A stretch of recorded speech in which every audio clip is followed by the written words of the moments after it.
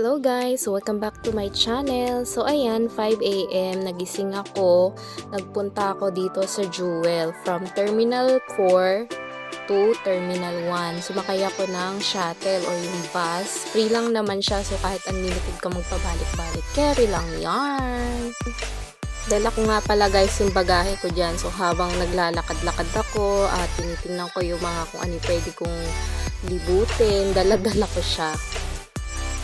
Meron din ako guys dalang tripod, so in case na gusto ko mag-take ng pictures ng sarili ko, yun lang, pwede na siya. Meron pa siyang Bluetooth na clicker.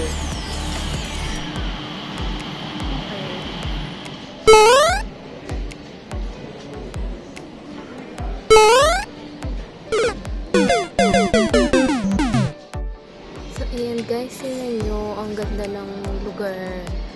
So, wala pang tubig yan, yung HSBC Rain Vortex.